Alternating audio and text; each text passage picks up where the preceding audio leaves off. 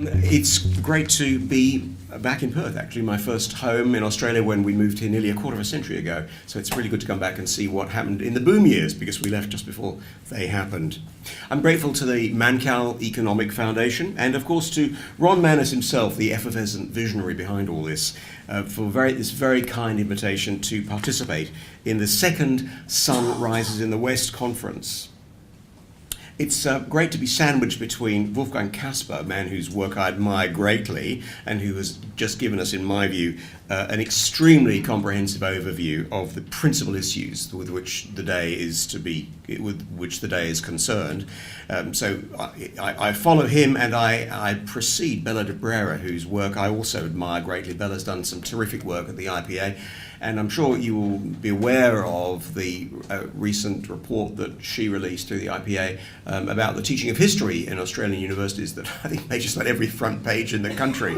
And it really was, I think, a surprise to many, but a wake-up call to the rest of us about how serious this issue is in terms of the provision of higher education in Australia.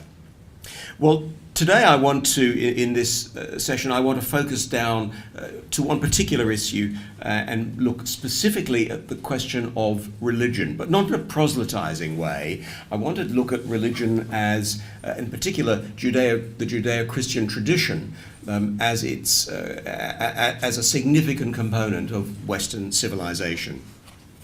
And our meeting is timely today, as it comes after the results of the same-sex marriage survey and as the Turnbull government tries to hammer out some appropriate legislation to change the law relating to marriage.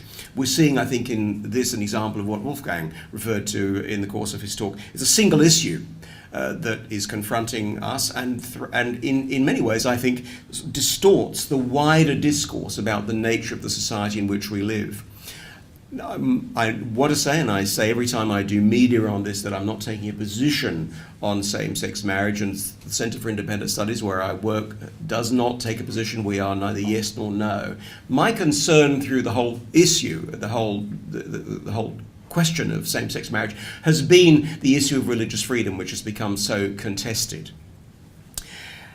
And the reason it's become important is because there are, particularly after the survey results were released, it's important because there are many strong supporters of same-sex marriage who are also concerned that with the rapid secularization of Australian society, and with it the marginalization of Judeo-Christian principles. And there's a concern that this is pushing religion out to the margins where it can be ignored and even ridiculed.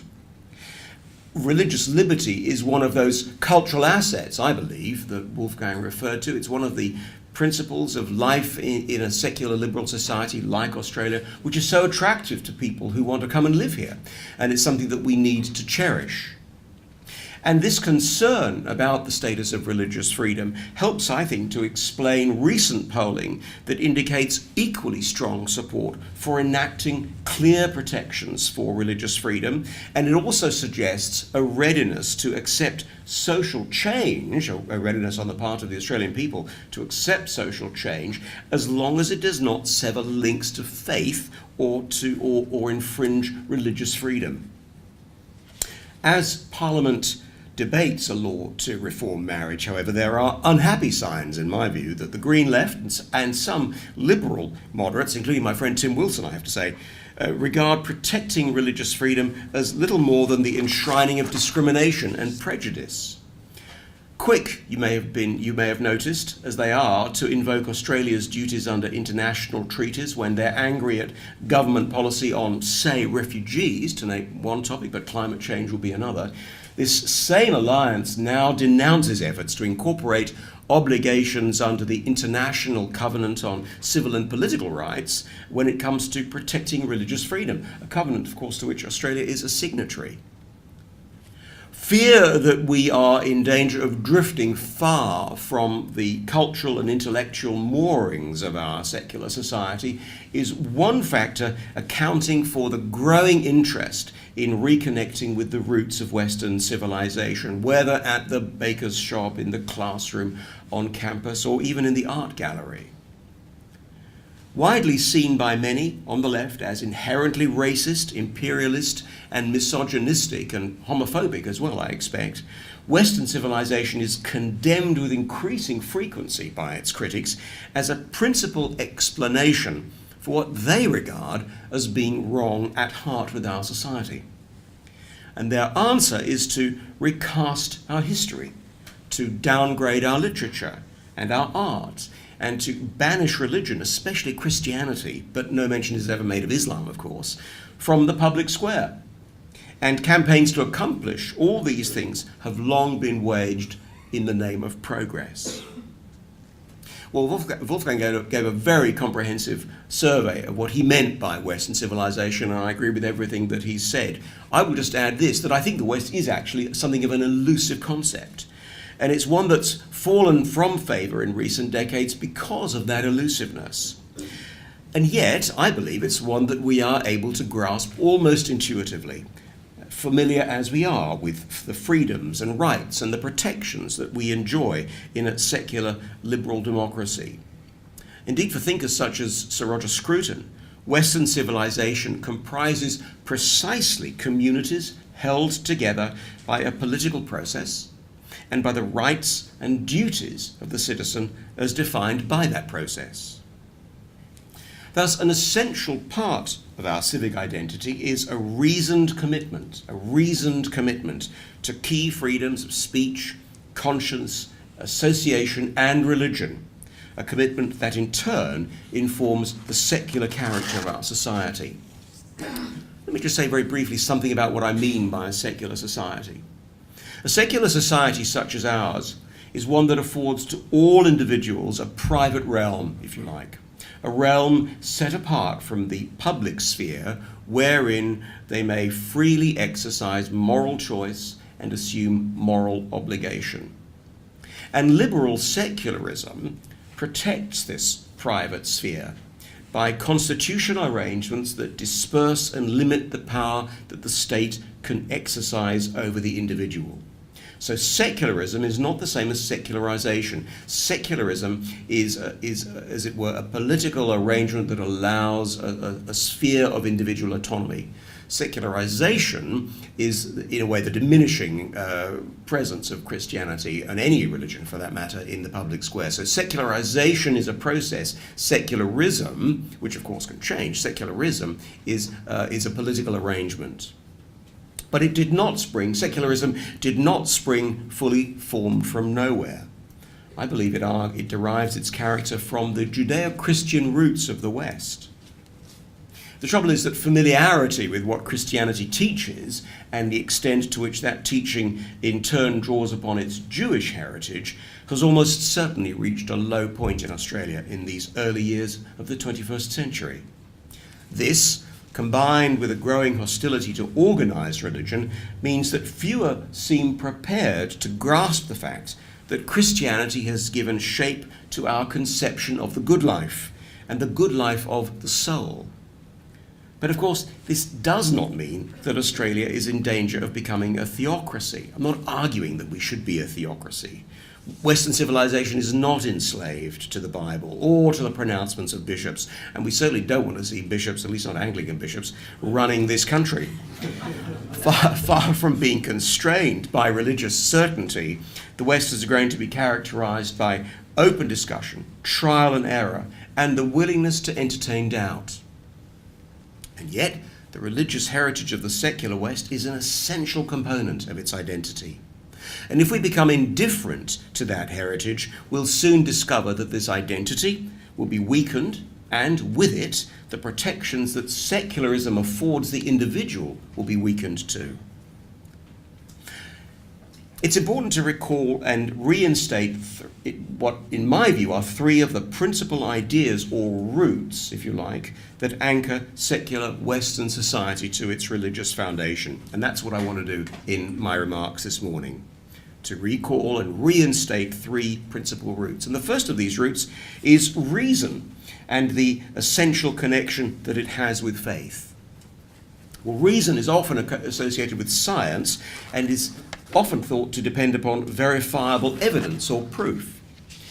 But this not only reduces the concept of reason to that which is empirically falsifiable, it also shunts religion to the realm of the non-rational, beyond the scope of reasonable discourse. Back in 2006, in his Regensburg lecture, Pope Benedict XVI argued that we must reconsider the scope of reason so that inquiry about the nature and purposes of God is once more brought within its fold. For it's by the exercise of reason, rational inquiry, that we can cultivate wise, moral, and social habits. Now, you may recall that the lecture created a storm of protest because Benedict referred to a 14th century dialogue about Christianity and Islam between a Byzantine emperor, Manuel II, and a Muslim intellectual, a dialogue about Christianity and Islam. And during the dialogue, the emperor made some observations about the relationship between religion and violence. And he drew a comparison between the two religions and is quoted as remarking that spreading faith through violence is something unreasonable. And in his lecture, Benedict summarized the dialogue thus: "The decisive statement in this argument against violent conversion is this: not to act in accordance with reason is contrary to God's nature." And that was the crux of his argument. To act against reason is to act against the nature of God. To confine religion to the realm of the non-rational ignores an essential insight. And this is that it was Christianity's appropriation and synthesis of the Hellenistic philosophical tradition that gave rise to that modern conception of reason from which Western intellectuals now attempt to divorce faith. Benedict's intention was to recover and restate the relationship between faith and reason. For if religion belongs to the realm of the non-rational, the discovery of truth can never be part of reasonable discourse and can be nothing more than a series of subjective assumptions. And the danger of such a sundering of faith and reason, Benedict warned, is that it results in a grievously attenuated form of Christianity, leading to the image of a capricious God who is not even bound to truth and goodness. So he argued at Regensburg that we must reconsider the scope of reason so that inquiry about the nature and the purposes of God is once more brought within the fold of reason. After all, Christian theology entails a formal reasoning about God, and this system of reasoned inquiry into the search for truth became foundational in what we refer to as the West.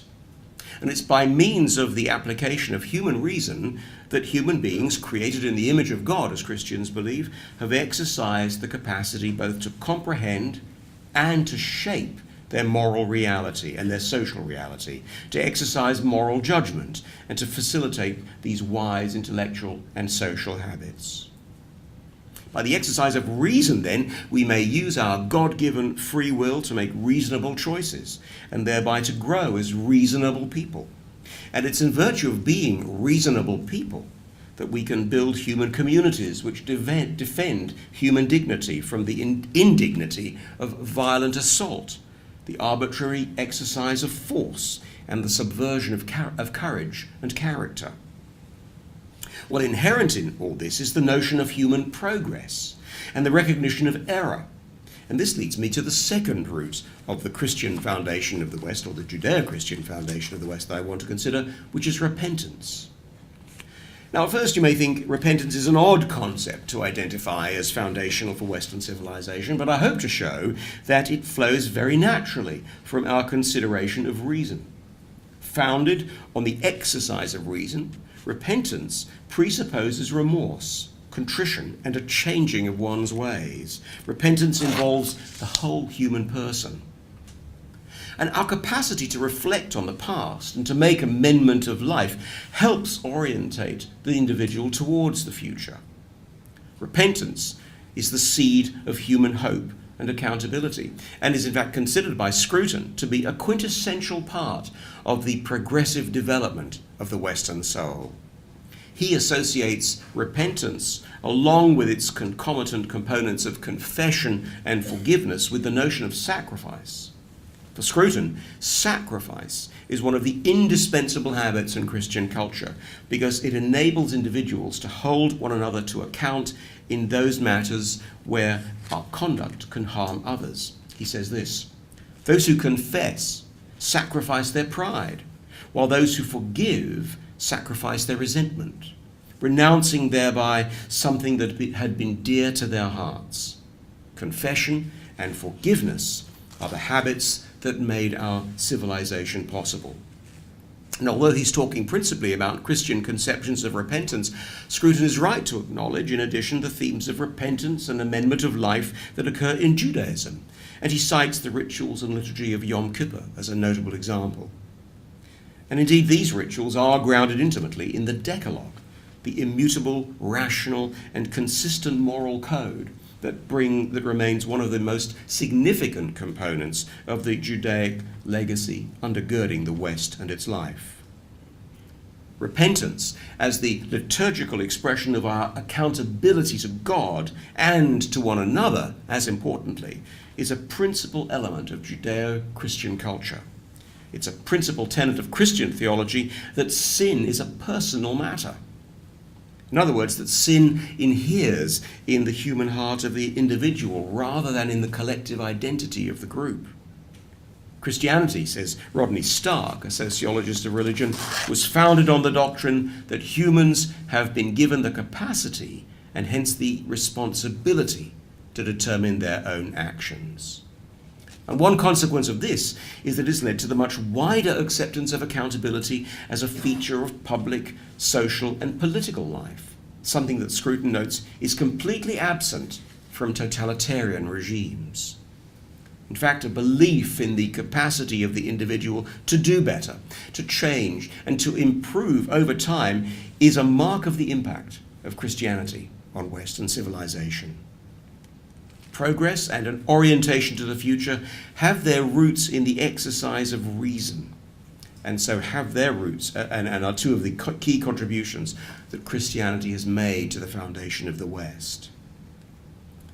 For all that critics may argue against what the Christian church has done over the years and what it has contributed to broader society, it remains the case that the European environment was conducive to intellectual flourishing in the early modern period, in a period that allowed innovation and inquiry to take place and to shape the social and economic life of Western societies. And as such, I think it's quite justifiable to argue that it was Christianity, as opposed, of course, specifically to the conduct of the churches, with its Christianity, with its directional conception of both social and human progress, which shaped significantly the environment that enabled all this to occur. And at the heart of this progress lies the third principal root of the West that I want to look at this morning, and that root is the individual. The Christian conception of the individual is crucial because it underlies all propositions about rights, responsibilities, and liberties that inform Western conceptions of civil society. Whereas the ancient world assumed natural inequality between humans, Christianity spun a golden thread that came to link key Western liberal ideas of truth, faith, and freedom. And that thread was the principle of individual moral agency and the assumption of the inherent equality of all human beings. And the reason the Christian conception of the individual is so important is that it underlies all the propositions about rights and responsibilities and liberties that inform Western conceptions of civil society and which are deployed so frequently and so readily by many of the critics of Western civilization. Whereas the ancient pre-Christian world had at its heart the assumption of inequality, Christianity spun this golden thread that came to link these key ideas. And the genius, I want to argue, the genius of Christianity is that by investing every individual with this God-given capacity for exercising individual moral agency, human beings are no longer defined by social status. During the Middle Ages, it was the canon lawyers and the philosophers who began to work out the elements of rights which needed to protect the notions of individual identity and agency.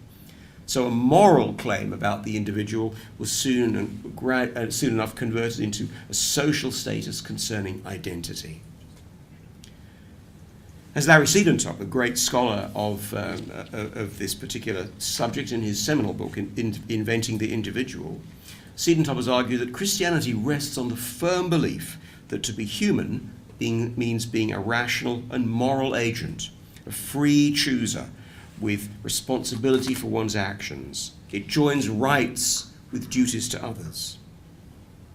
So the commitment of liberal secularism to individual liberty is widely taken for granted these days by many in our society who are nonetheless opposed to any form of religion, and especially to Judaism and Christianity in particular.